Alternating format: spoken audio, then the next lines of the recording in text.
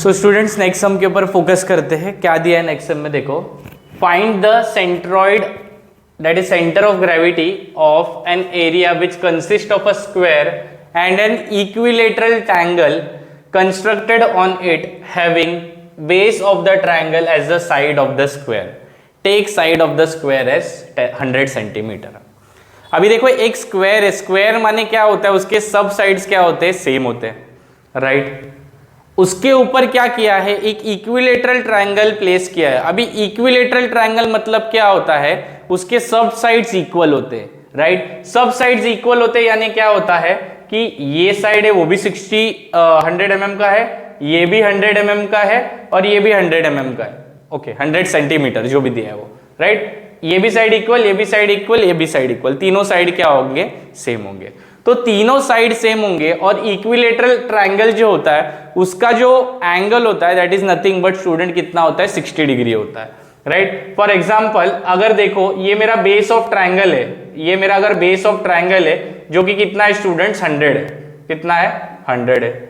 ये इक्विलेटरल है, राइट, मतलब इसको मैं इक्वली अगर इसमें से डिवाइड करता हूं तो ये जो साइड होगी स्टूडेंट्स वो कितने की आएगी, 50 सेंटीमीटर आएगी, राइट। ये 100 है तो ये कितना आएगा 50 सेंटीमीटर, ये कितनी आएगी 50 सेंटीमीटर आएंगे। Is that clear. अभी फॉर एग्जांपल ये इसका एंगल कितना होता है स्टूडेंट्स, 60 डिग्री होता है। मैं इसको एक नेम देता हूं ए बी एंड सी।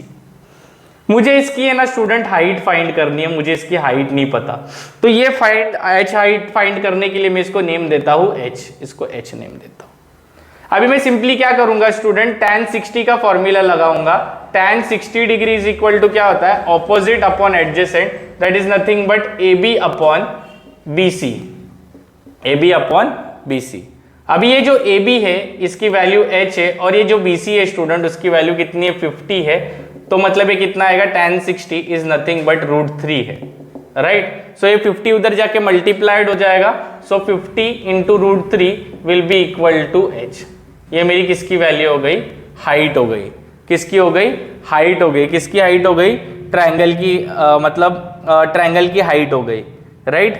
कितनी हो गई स्टूडेंट्स, 50√3, राइट। अभी √3 की जो वैल्यू होती है स्टूडेंट्स वो क्या होती है, 1.73 होती है।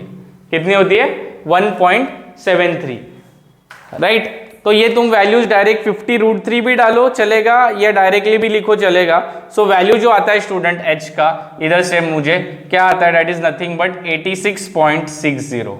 ये किसकी वैल्यू आ गई, मुझे h की वैल्यू आ गई। समझे क्या स्टूडेंट्स, मैंने h की वैल्यू कैसे कैलकुलेट की। मैंने क्या किया, इक्विलेटरल ट्रायंगल लिया, मुझे पता है ट्रायंगल के सब बाजू कितने डिग्री होते हैं, 60 डिग्री होते हैं। ये 100 है तो इसका आधा कितना होगा, 50 होगा। सो ये ट्रायंगल कंसीडर किया A B C, A B C में एंगल जो बी है दैट इज tan थीटा उसको कंसीडर किया opposite upon adjacent, right. So A B upon B C, so A B की वैल्यू h है, राइट। तो ये क्या आ जाएगा, it is nothing but equal to 50 centimetre, तो h की वैल्यू क्या आ जाएगी, that will be equal to 50 into √3। Direct calculator में वैल्यूज पुट करेंगे, √3 आएगा 86.60। तो इधर से मुझे ये कौन सी हाइट मिल गई, h मिल गया, दैट इज नथिंग बट कितना है स्टूडेंट्स मेरा, h इज इक्वल टू आया 86.60। कितना है स्टूडेंट्स, ट्रायंगल की हाइट कितनी आई, 86.60 सेंटीमीटर आ गई मेरे ट्रायंगल की हाइट, राइट। सो ये कितना डिग्री था, 60 डिग्री था, ये कितना था 50 सेंटीमीटर था, राइट। इसको नाम दो, चाहिए तो ए बी सी अगर तुमको देना है तो, सिंपल है। अभी स्टूडेंट्स मुझे क्या फाइंड आउट करना है, मुझे इसका सेंट्रॉइड फाइंड आउट करना है। तो ये जो डायग्राम है वो ये रफ कर रहा हूँ, तुमको ये डायग्राम होप सो समझ में आ गया होगा। नहीं समझ में आया तो फिर से देखो इसको, वीडियो पीछे रिवर्स लेके, राइट। सो अभी देखो मुझे इसकी हाइट मिल गई, मुझे पता है जो मेरा ट्रायंगल होता है ना उसका जो CG होता है ना वो ये पॉइंट पे लाई करता है, that is nothing but triangle is nothing but h/3 पे लाई करता है। कितने पे लाई करता है, h/3 पे लाई करता है। और जो मेरा स्क्वायर होता है उसका CG जो होता है वो ये पॉइंट पे लाई करता है, दैट इज नथिंग बट कितने पे लाई करता है, 100/2। ये इसका हो गया G1, ये उसका हो गया G2, और जो मेरा टोटल कंपोजिट फिगर का सेंट्रॉइड होगा वो कहीं पे यहाँ पे लाई करेगा। ये G1 है, ये G2 है। सिंपल है स्टूडेंट, समझ में आ रहा है क्या। ये जो मेरा स्क्वायर है उसका CG मेरा 100/2 पे लाई करेगा, और ये जो ट्राइंगल है ट्राइंगल के बेस से h/3 पे लाई करेगा। वही अगर तुम नीचे से देखोगे, ओरिजिन से देखोगे, ये मेरा ओरिजिन है 0,0, यहां से अगर तुम कंसीडर करोगे तो ये 100 प्लस h/3 पे लाई करेगा। Is that clear? Very good. अभी देखो ये वर्टिकल एक्सिस से सिमेट्रिकल है, तो x बार का तो सवाल ही नहीं आता है। x बार कितना आएगा? 100/250। बीच में से कट करो, फोल्ड करो, ओवरलैप हो जाएंगे एक दूसरे के ऊपर। सिंपल है। तो मेरा जो स्टेटमेंट होगा स्टूडेंट, वो अगेन सिमिलर स्टेटमेंट होगा। क्या लिखूंगा? As the given figure is symmetrical, about y axis, therefore x bar will be equal to 100/2 which is equal to 50 centimetre. बीच में से इसको कट कर दो, 100 का आधा, that will be equal to कितना आ जाएगा? 50 आ जाएगा। Is that clear student? Very good। Now for calculating A1, area of the square is nothing but side square, 100 का square which will be equal to कितना आएगा? 4 बार 0 आ जाएगा centimetre square. Is that clear? Next student जो आएगा मेरा वो क्या आ जाएगा? ट्राइंगल का स्क्वायर एरिया।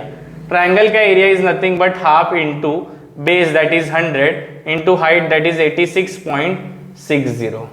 समझा ना? हाइट सिंपल है भाई, इतना कोई टेंशन मत लो। That is nothing but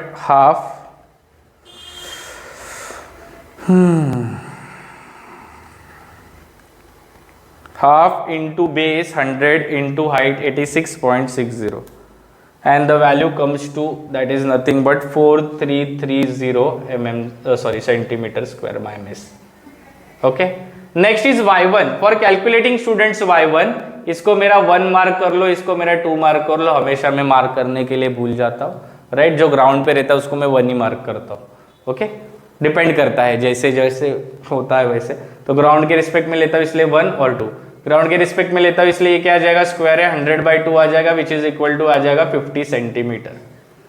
y2 जो होगा स्टूडेंट्स वो कितना आ जाएगा? 100 plus h/3, that is 100 plus h/3 which is equal to 100 plus 86.60 divide by 3 which is equal to 100 plus 86.60 divide by 3 which is nothing but 128.86।